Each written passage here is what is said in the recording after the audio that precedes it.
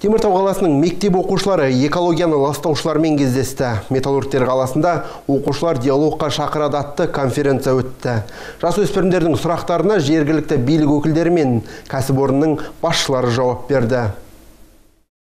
Қаланы көріктендіру үшін әркім өзінен, өз үйінің ауласынан бастауы тиіс. Конференцияға қатысушы оқушылар осылай дейді. Олардың әрқайсында экологияны жақсартуға арналған бағдарлама бар және жобаларды әртүрлі. Атап айтқанда жаппай талау тұрғызу, таза энергия көздерін пайдалану, улы химия өндірісін жоюды көздейді. У нас появится экологический магазин. Ал бізде экологиялық дүкен пайда болса, онда тұрмыстық химиялық заттардың орнына экологиялық таза тауарлар сатылса, сондай-ақ лак, бояу сияқты тұрмыстық қалдықтарды қабылдайтын орын болса дер едім.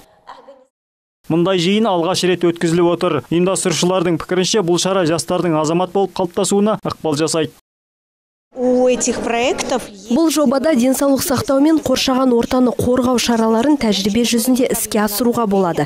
Балалардың қаламызды дамыту үшін өте тамаша идеялары бар. Олар бәрін өз сезімдері арқылы сезіп, өздерінің бай фантазиясымен көреді.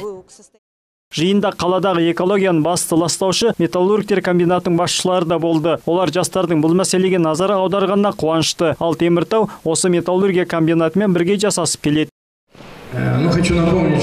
Бұл қаламыздың экологиясын талқылайтын керемет шараға қатысушы бәріңізді құттықтаймын. Біздің экологияға жанашыр болғандарыңыз қуантады. Қаламыздың осындай жарқын болашағы болса, алдағы кезеңде бәрі сіздердің ойлағандарыңыздай болады деп сенемін.